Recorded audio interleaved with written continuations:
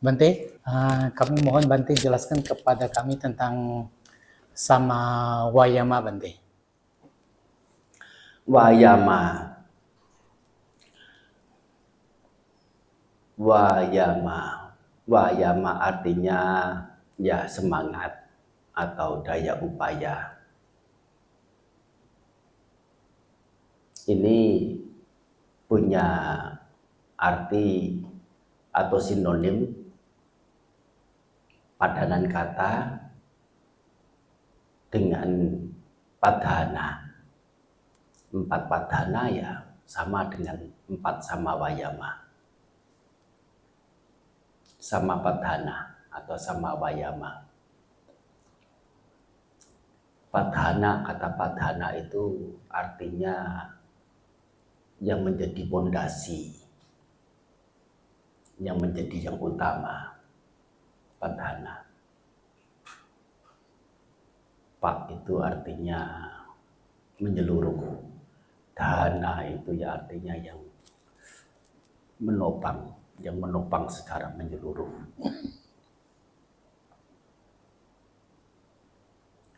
Memaksudkan juga semangat juga padhana di sini. Ada istilah lain adalah yang umum itu wirya, semangat. Ya, wirya 4 itu apa? Ya, sama dengan wayama, sama dengan padhana ini. Beberapa ada disebut di sutta dengan istilah lain. Yang dimaksudkan adalah wirya atau wayama ini, yaitu dengan istilah atapa, atau kalau orangnya disebut dengan atapi. Atapa artinya semangat, atapi artinya orang yang bersemangat. Ia yang bersemangat. Walaupun rincian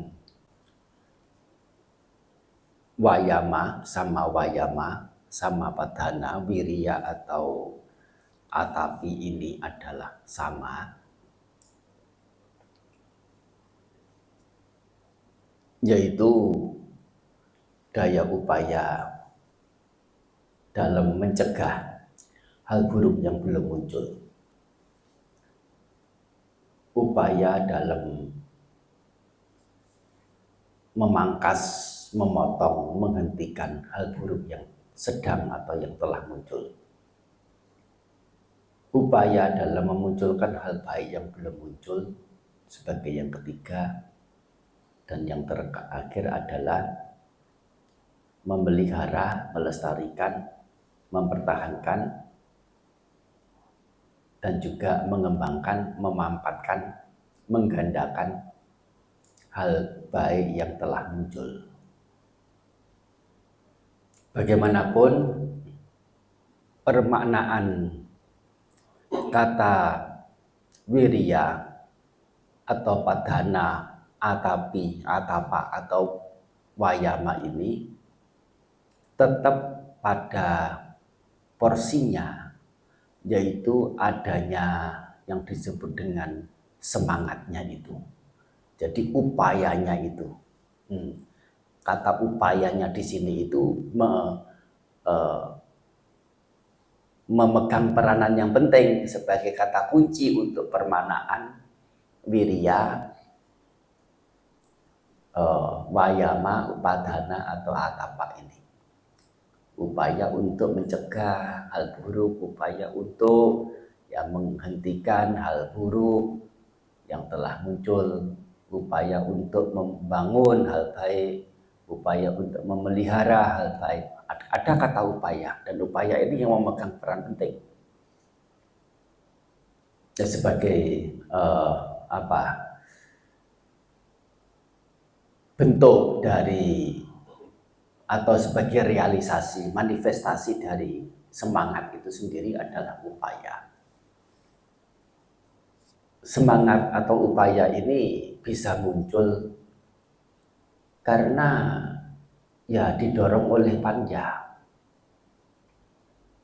diawali oleh panya, kebijaksanaan.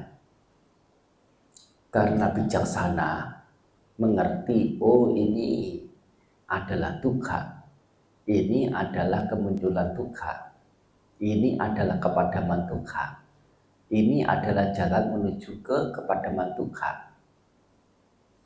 Karena mengetahui begini, orang masih mau memunculkan, orang masih mau bertindak dalam upaya memunculkan dukkha atau memadamkan dukkha.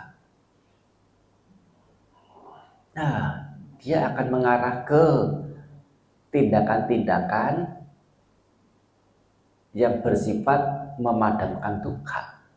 Oleh karena dukkha itu bukan sesuatu yang menyenangkan.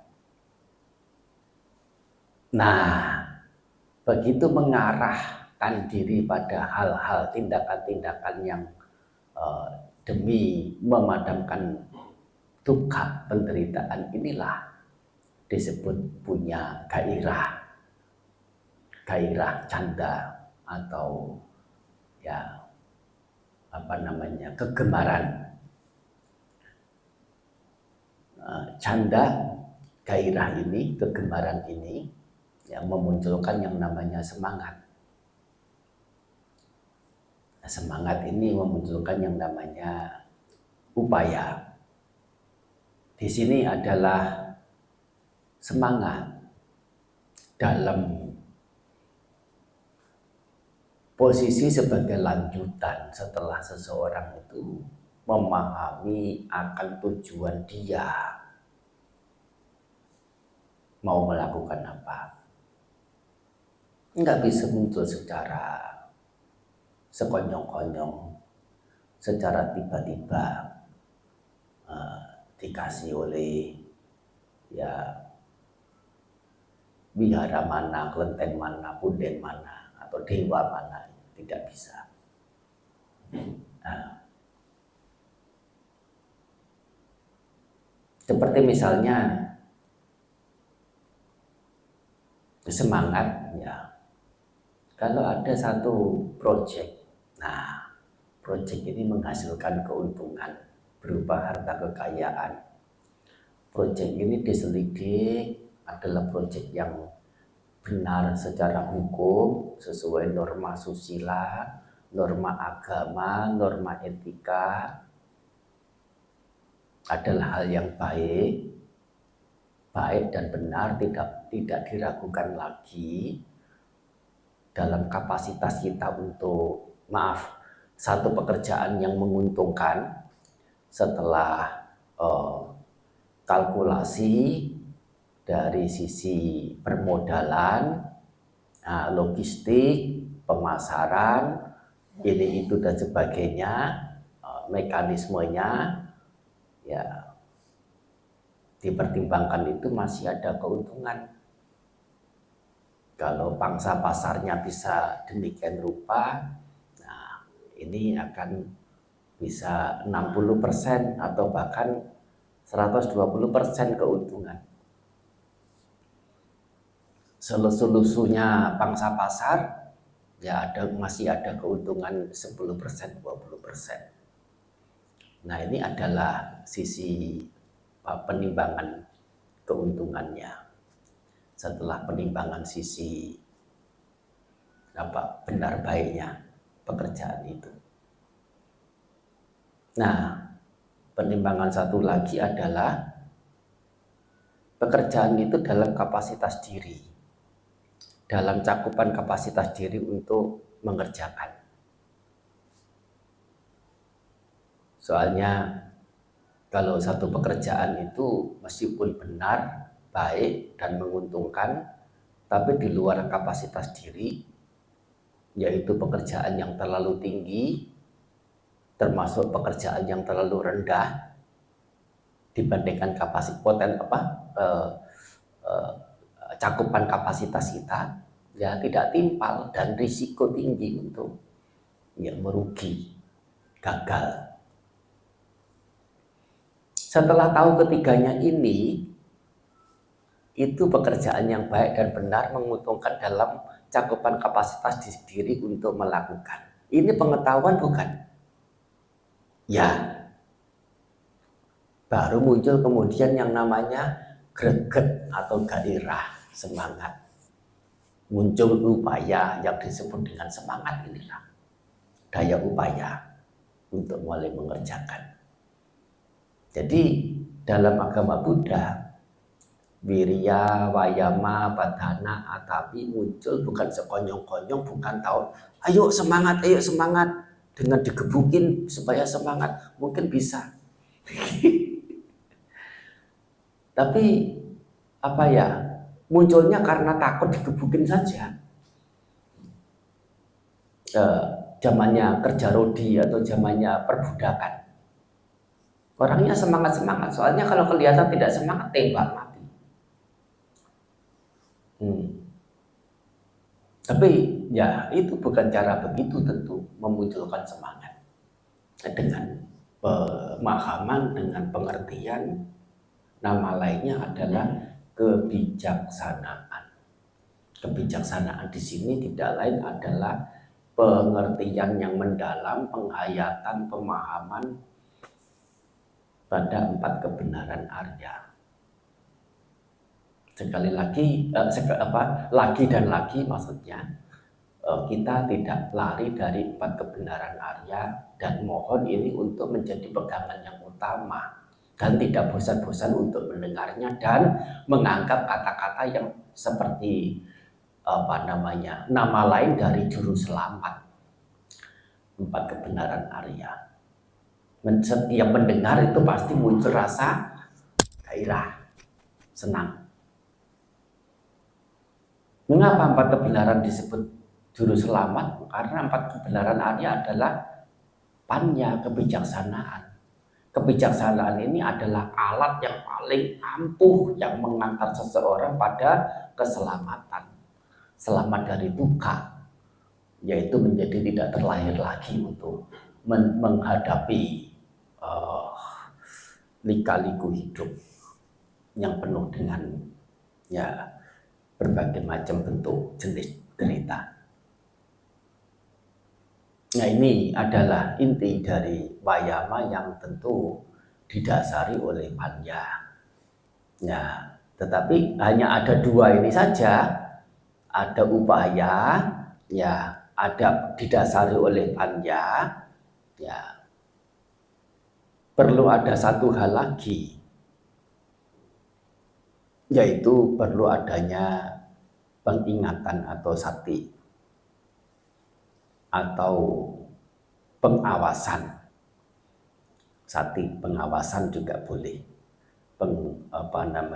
pengingatan juga boleh, atau mau diterjemahkan perhatian juga boleh. Yaitu satu kualitas batiniah yang bisa mengunduh nilai-nilai kebijaksanaan itu ketika sedang berinteraksi, ketika ke-6 pintu indera itu sedang berinteraksi dengan objek luaran. Bagaimana sati itu bisa mengunduh kebijaksanaan panya? Apa itu 4 kebenaran Arya? Namanya sati. Saat ke-6 pintu indera itu berinteraksi dengan objek-objek luaran. Mata melihat bentuk, telinga mendengar suara, hidung mencium bau, lidah merasakan rasa, tubuh menyentuh pesentuh-pesentuh, batin mengetahui objek-objek batiniah. Bagaimana kehadiran sati itu maksudnya bagaimana? Sadar ada sati, apa maksudnya? Mengunduh nilai kebijaksanaan, idealnya adalah 4 kebenaran Arya. Terlebih, masuk ke dalam rinciannya, entah itu samsara, entah paticca samupadanya, atau sisi yang lain yang tercakup dalam atau rincian dari 4 kebenaran Arya, anicca dukkha anattanya. Ini namanya bagian dari panya. Sati mengunduh panya itu untuk bisa dipakai dalam saat keenam pintu indera berinteraksi dengan objek-objek luaran. Nah, ini adalah mekanisme kerja wirya yang berkaitan langsung dengan panya dan berasosiasi dengan sati. Sebetulnya kalau dalam panca bala atau panca indriya itu masih ada satu lagi, yaitu samadhi. Ya, samadhi. Samadhi artinya keteguhan. Hanya saja untuk pengembangan meditasi yang tujuannya itu adalah samadhi, sehingga samadhi tidak menjadi faktor. Faktornya adalah panya, wirya, dan sati saja untuk mendapatkan samadhi, yaitu punya keteguhan, teguh pada nilai-nilai kebijaksanaan, setidaknya teguh pada nilai-nilai luhur. Yang dimaksud nilai luhur ini apa? Metta, asubha, buddhanusati, nah, atau UPK, karuna mudita. Ini bukan kebijaksanaan, tapi bukan berarti bukan sesuatu yang tidak patut untuk ditumbuh kembangkan. Termasuk juga kemurah hatian, juga nilai luhur. Kepemilikan tata kebiasaan yang baik, sila, juga nilai luhur, patut ditumbuh kembangkan. Menumbuh kembangkan sisi kemurah hatian, kepemilikan tata kebiasaan yang baik ke dalam batin, itu sudah memasukkan nilai luhur lewat kerjaan sati ini dalam rangka dasar untuk hidup bahagia yang disadari secara panya, bahwa melalui kemurah hatian, melalui tata kebiasaan yang baik itu, hidup bahagia akan bisa dienyam, bisa dinikmati.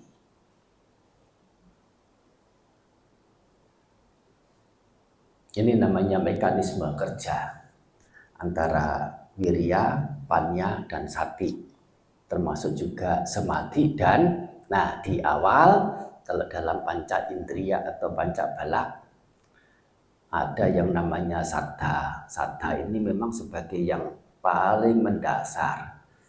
Ya, kadang disebut, kadang tidak. Tetapi kalaupun tidak disebut, itu sudah otomatisnya. Sudah otomatisnya ada. Jadi saddha, wirya, sati, samadhi, panya.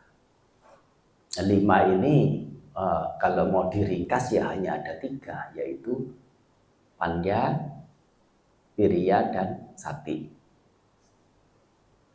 Dan 5 ini, 5 wirya, 5 bala atau 5 indriya ini, nah itu bisa dikatakan sebagai balancing, ya, antara keyakinan dan kebijaksanaan harus balance, antara semangat dengan keteguhan juga harus balance,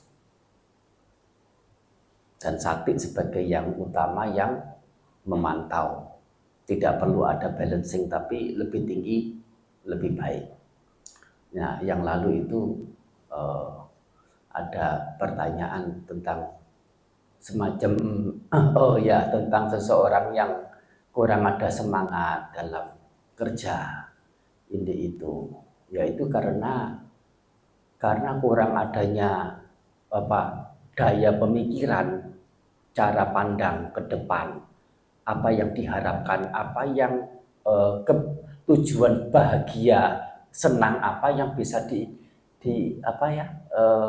dimunculkan dalam hati, dalam hidup ini untuk bisa mencapainya. Tetapi juga terlalu banyak semangat, terlalu banyak gairah itu juga mengganggu kerjaan, ribet jadinya. Perlu ada balancing. Nah, ada teguh tegak pada apa yang dilakukan dengan keuletan. Tapi ulet punya ulet kadang itu menjadi melemah semangatnya, digenjot dengan semangat.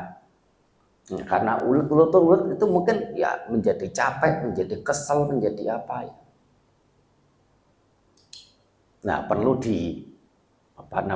balik lagi pada semangat supaya muncul.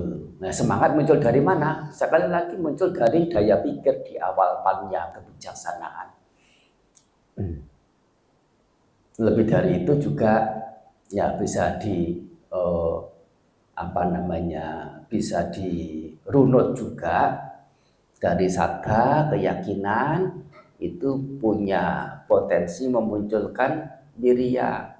Wirya punya potensi memunculkan sati. Sati punya potensi memunculkan samadhi. Samadhi punya potensi memunculkan panya. Udah urut ya semua ya, 5 ya. Dari saddha, wirya, sati, samadhi, dan panya.